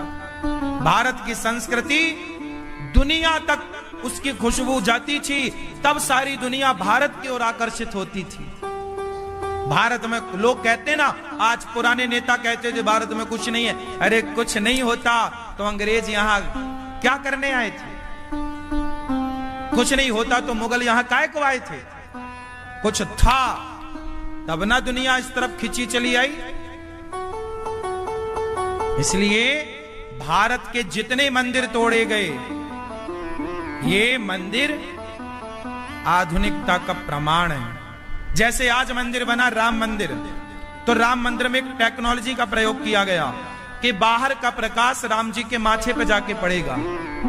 तो ये मंदिर आज के 100-200, जब आप हम नहीं रहेंगे, 1000 साल बाद जब 1000 साल की पीढ़ी इस भारत में होगी और वो राम मंदिर को देखेगी, तब वो बताएगी कि भाई 1000 साल पहले ये टेक्नोलॉजी थी। मतलब आज की टेक्नोलॉजी, चलो सर्वर तो कल गायब हो सकता है, ये जो मोबाइल की चीजें ये आज हैं कल नहीं होंगी, हैक हो सकती हैं, चीजें खत्म हो सकती हैं, लेकिन मंदिर तो अपना रहेगा। इसलिए पुराने लोग सारी संस्कृति को संजोते कहां थे? पहले मंदिर बनते थे, उस मंदिर के चारों तरफ भगवत गीता के श्लोक लिखे जाते थे। बोलो हाँ, कि चलो तुम पुस्तकें फाड़ दोगे तो पत्थर में लिखा। तुम्हारे बुजुर्गों ने संस्कृति को बचाए रखने के लिए क्या क्या नहीं किया, और तुम कहते हो कि भारत में कुछ नहीं था। कुछ नहीं था तो तुम बना लो। एक बार तिरुपति बालाजी का मंदिर देखा है? जगन्नाथ जी का मंदिर देखा है? ऐसा मंदिर आप कभी जगन्नाथ जी जाइएगा तो जगन्नाथ जी के मंदिर के पीछे, अंदर कैंपस में ही पीछे एक छोटा सा और मंदिर है जगन्नाथ जी का। इतना मतलब 5 फीट का है वो, और वो मंदिर सेम बड़े मंदिर की तरह है। बता वो क्यों बनाया गया था? पहले उस मंदिर को बनाने के पहले एक डिजाइन सैंपल बनाया था। देख लेना जगन्नाथ जी जाके, सब चीजें मिल जाएंगी जो मैं कह रहा हूं। सैंपल बनाया था मंदिर का, और इस बात को हजारों साल बीत गए, आज तक वो सैंपल जिंदा है। 5 फीट का मंदिर, जस का तस, जैसा बड़ा मंदिर है ऐसी वो 5 फीट का है, पूरा जस का तस। उसमें क्या डिजाइन थी! क्या ये विद्या नहीं है? क्या आप इसे विद्या नहीं मानते? क्या इसे आप कला नहीं मानते? ये कला भारत में थी, यही कला थी। और आज जगन्नाथ जी जाइए आप, पूरे मंदिर को जरा निहारिए प्यार से। उस जमाने में क्या आधुनिकता रही होगी, क्या क्या था, वो सारी चीजें। ये हमारी माताएं साड़ी पहनती हैं, बोलो हाँ। इनकी साड़ी में जो डिजाइन बन के आती है, वो सारी डिजाइनें आपको 1400 साल पुरानी कोणार्क मंदिर में मिल जाएंगी। आज की कितनी भी लेटेस्ट साड़ी पहन लो मैया, कितनी भी बढ़िया डिजाइन वाली, लेकिन वो डिजाइन आप जाओ सूर्य मंदिर, कोणार्क मंदिर जो कहलाता है, आज के 1400 साल पुराना है। वो तोड़ दिया गया था, टूटा खंडहर पड़ा है, पर अवशेष कुछ है। उन अवशेषों में वो डिजाइन अंकुरित थी, उकेरी गई थी। और वही डिजाइनें आज आप कैसा भी कपड़ा पहन लो, वो डिजाइन जरूर वहां मिलेगी आपको 1400 साल पहले। मतलब आज जो आप जिस जगह पहुंचे हैं, वो सारी खोजें पहले हो चुकी। क्या डिजाइन, क्या क्या बताएं, बहुत कुछ बताने को है, लेकिन मैं तो ये सारी बातें इसलिए बताता हूं कि तुम्हें अपने भारतीय संस्कृति से प्यार हो, अपने भारतीय संस्कृति को जानो, इसे इग्नोर मत करो। अपने भारत के भारतीय होने पर गर्व करो कि हम भारतीय हैं। हम भारत में, हमारे देश में बहुत कुछ था, बहुत कुछ है और बहुत कुछ रहेगा। धन लूट के ले गए, सोना लूट के ले गए, पर हमारे संस्कार कौन लूटेगा? हमारे संस्कार तो हमारे पास है। पर दुख इस बात का होता है जब आप अपनी भारतीय संस्कृति छोड़कर और आप टाई बेल्ट बैच लगाकर अंग्रेज जैसा दिखना चाहते हो। आप लोग टाई लगाते हैं, कोट पहनते हैं, इतनी भरी गर्मी में तुम कोट पहनते हो, शर्म नहीं आती? पतला सा कुर्ता पहन लो। अरे इंग्लैंड में सर्दी पड़ती है, इसलिए वहां कोट पहनने का प्रचलन है। और तुम गर्मी में, जून जुलाई में तुम कोट पहने घूम रहे हो और बता रहे हो हम पढ़े लिखे, कपड़े पहनने तक का तुम्हें ज्ञान नहीं है। क्यों? तुम ये टाई लगाना, ये टाई अंग्रेज लगाते थे। ये टाई क्या था? नाक पहुंचने का एक रुमाल था। बार बार जेब से, क्या सर्दी होती है ना तो वह नाक बहुत बहती है अंग्रेजों की, तो वो टाई नाक पहुंचने का एक कपड़ा था। जो आजकल आप लोग, आपकी थोड़ी नाक बह रही है, ये तो भारत गर्म देश है। तुम जबरदस्ती टाई बड़े फैशन में घूम रहे हो। अब तुम्हें को, तुम पढ़े लिखे मूर्ख हो, हम क्या करें? अंग्रेज चले गए, पर अंग्रेजों की जो कचरा था वो अभी भारत में है, साफ नहीं हुआ। बताओ, भारत में भारत का पहनावा होना चाहिए कि इंग्लैंड का? जोर से तो बताओ, भारत में भारत का पहनावा है या इंग्लैंड का है? हाँ, और तुम कहते हो हम भारतीय हैं। किस बात के भारतीय हो? क्या है तुम्हारे पास भारत का? तुम बोलते गुड मॉर्निंग और गुड आफ्टरनून, राम राम काहे नहीं बोलते? शुभ प्रभात काहे नहीं बोलते? जय श्री कृष्णा क्यों नहीं बोलते? वो कहते हो हम भारतीय। खाक भारतीय हो? अरे भारत से प्यार करना सीखो साहब। जब अंग्रेज टाई लगाते हैं मतलब वो नाक पहुंचने के लिए, कोट पहनते हैं मतलब वहां सर्दी पड़ती है। हम क्यों टाई लगाएं? आजकल भारत के सारे स्कूलों में बच्चों को टाई पहनाई जाती है। काहे पहनाओ भैया? भारत के स्कूल हैं तो धोती कुर्ता पहनाओ ना।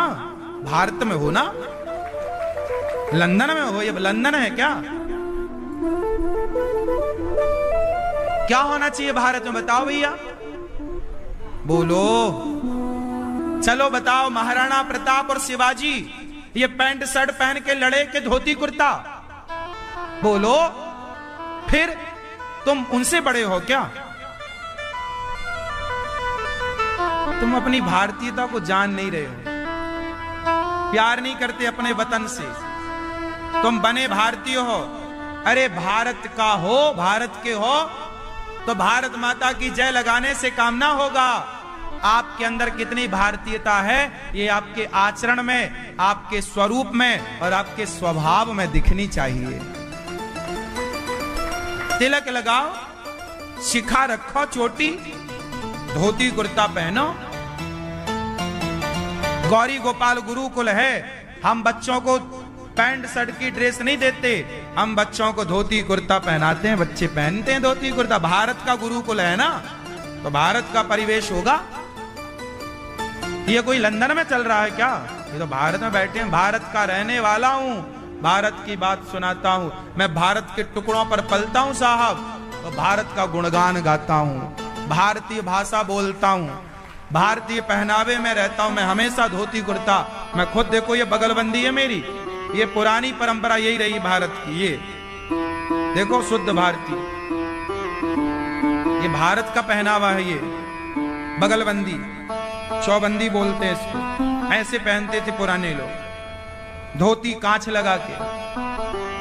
भारत का हूं, गर्व करता हूं। भारत, भगवान जब जब भेजना भारत में ही भेजना, अपने दास भक्तों का दास बनाकर भेजना।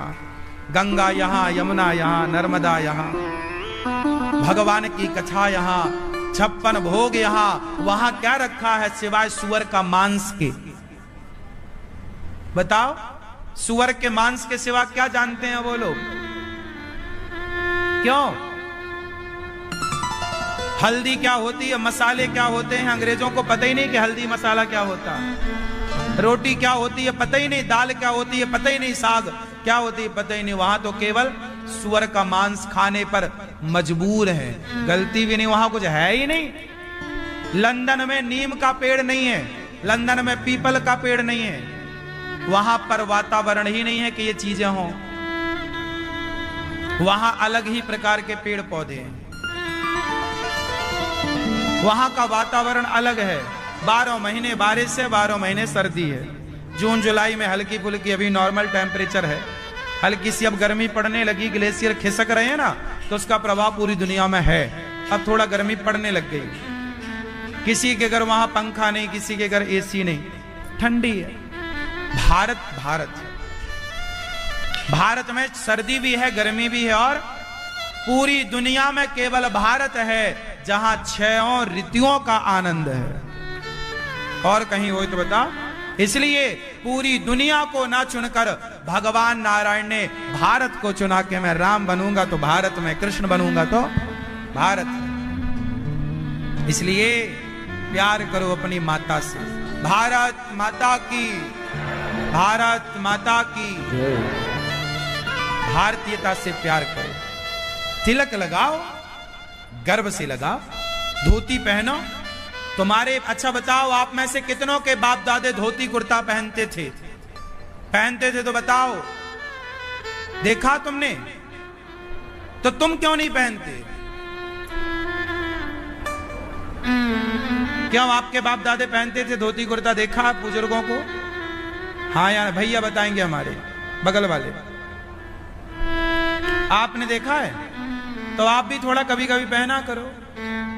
अब देखो, आप लोग इतना मोटा जीन्स पहने हैं इतनी गर्मी में, ये समझदारी है? अरे कपड़ा पतला, गर्मी है मतलब पतला कपड़ा पहनो। जीन्स मोटा होता है, धोती पतली वाली। ये देखो, हमने पतली धोती पहन रखी है,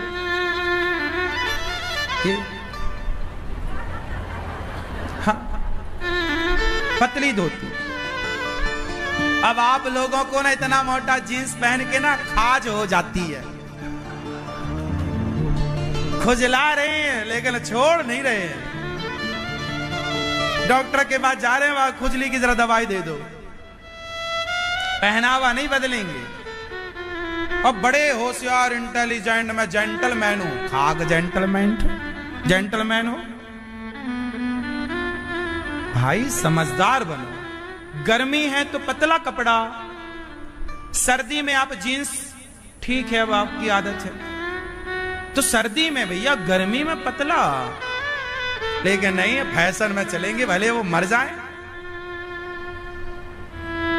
और बता रहे हैं हम बहुत होशियार हैं, क्या बता, हम भारत के लोग हैं साहब। हमारे यहां ऋतुओं के हिसाब से खाना पीना होता है, ऋतुओं के हिसाब से पहनना ओढ़ना होता है। क्यों, बात सही है? अभी आप सबने अपनी अपनी स्वेटर रख दी, कब निकलेंगी? नवंबर में, बोलो हाँ। और मार्च में घड़ी होके रख जाती है। हाँ, हमारे यहां तो हिसाब किताब महीनों से चलता। कार्तिक आया, दीपावली आई, बस स्वेटर निकलना शुरू। और होली हुई, होली के पहले ही से सब बंद। पतला कपड़ा, मोटा कपड़ा, सीजन बाई सीजन। भारत के हो, समझो, समझदार बनो। अंग्रेजों की तरह ना, अंग्रेज तो बहुत बड़े मूर्ख हैं। मूर्ख हम क्यों कह रहे हैं? बेचारों को खाने तक का ज्ञान नहीं, खाने तक का उनको ज्ञान नहीं है। उनको रोटी बनानी तक नहीं आती, कैसे मान लें कि समझदार हैं? उनको रिश्ता निभाना नहीं आता, कैसे मान लें कि समझदार हैं? वहां कोई बाप मां नहीं होता, वहां तो लड़की 18 साल की, भाई लड़का लड़की 18 साल में छोड़ छाड़ के चले जाते हैं। बाप मर जाए, माता मर जाए, बच्चे पलट के कभी नहीं आते। वहां बड़े बुजुर्गों का पालन सरकार करती है। भरण पोषण, बच्चे नहीं खिलाते माँ बाप को वहां। अब कैसे कहें जो अपने माँ बाप की सेवा नहीं करता, हम उसे समझदार मानते हैं क्या? बताओ, मानते हो? इंग्लैंड में क्या है, वहां का कल्चर है ये, वहां की संस्कृति। सब बीमार पड़ गए तो कोई ना आएगा, पड़े पड़े मर जाओ, कोई ना पूछने आएगा, पानी ना रोटी, ऐसा वहां है। वहां पैसा देके ना, वहां बड़े बड़े वृद्धाश्रम है इंग्लैंड में। वहां जिसके पास पैसा है तो लोग सेवा करने वाले हैं, पैसा नहीं है कोई सेवा नहीं कर रहा, मर जाते हैं। लाश जब बदबू मारने लगती है तब न पास के लोग, जो बदबू आ रही है तब खोल के उसका सब करते हैं, कोई पूछने वाला नहीं, कोई रोने वाला नहीं, ऐसे ही। इसलिए समझदार वो नहीं है जो रिश्ते निभाना ना जाने, समझदार वो है जो रिश्तों को निभाना जाने। इसलिए हम कहते हैं भारत के लोग समझदार हैं, वो लोग समझदार नहीं, रिश्तों को निभाना नहीं जानते, खाना पीना भी बेहतर नहीं जानते सिवाय मांस के। चलिए हम तो अपनी बात करें कि हम भारत के लोग कैसे हैं। हम अच्छे हैं, हमारी भारतीय संस्कृति, आज हम अच्छे इसलिए हैं क्योंकि हमारे ऋषि मुनियों ने विरासत में संस्कार दिए हैं।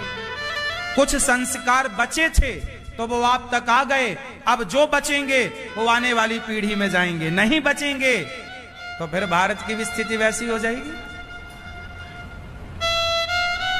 हमारे यहां बोला जाता है कि माता भगवान है, बोलो हाँ पिता भगवान है। अमेरिका, लंदन, जापान में नहीं बोला जाता कि पिता भगवान है। वहां बाप भगवान होता है ऐसा कोई नहीं बोलता, वहां माता भगवान कोई नहीं, वहां तो बस पैदा हो गए चलो।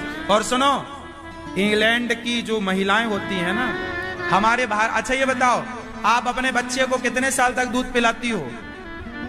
माता, आप अपने बच्चों को कितने साल तक, भैया कितने साल तक आप दूध पिए हैं बताओ?